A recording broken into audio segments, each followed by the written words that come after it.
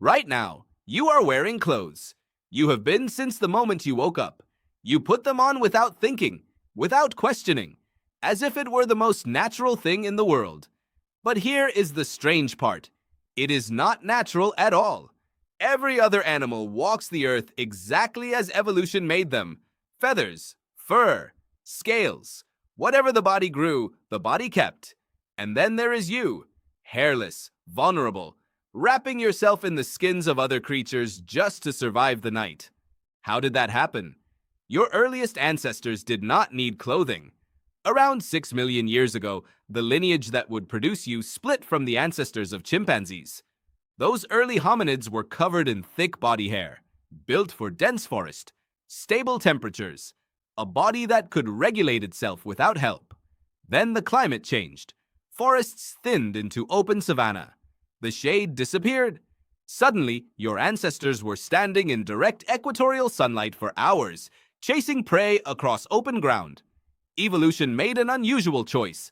Over hundreds of thousands of years, your ancestors lost most of their body hair. Anthropologist Nina Jablonski argues this was a direct response to heat.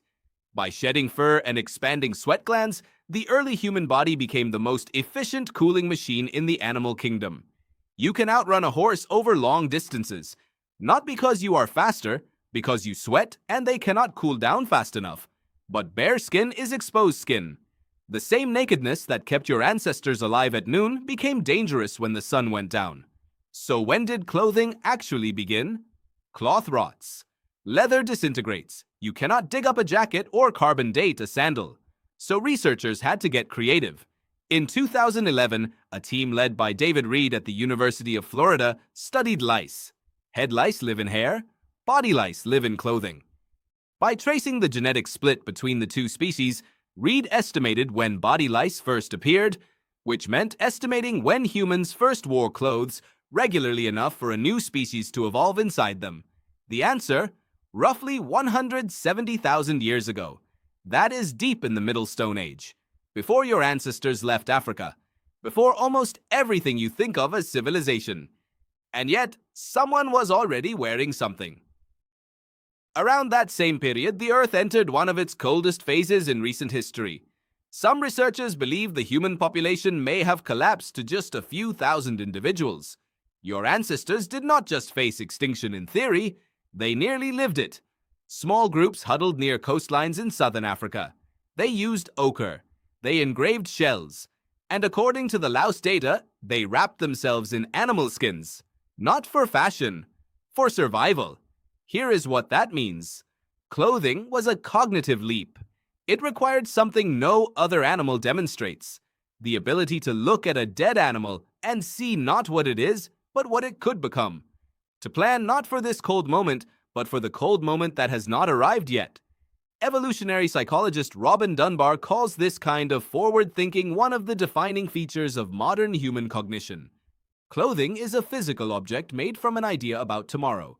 But once your ancestors started wearing skins, something unplanned happened. They started noticing each other. When you cover a body, you make choices about what to reveal. And those choices communicate. They signal who you are before you speak. Anthropologist Francesco Derrico argues that clothing and ornamentation co-evolved. The moment you start decorating your body, you start thinking about it as a signal. As a story you tell the world. Clothing began as survival. It became identity. When you choose what to wear this morning, are you dressing for warmth or for meaning? Are you protecting a body or constructing a self? The honest answer is both. It has always been both.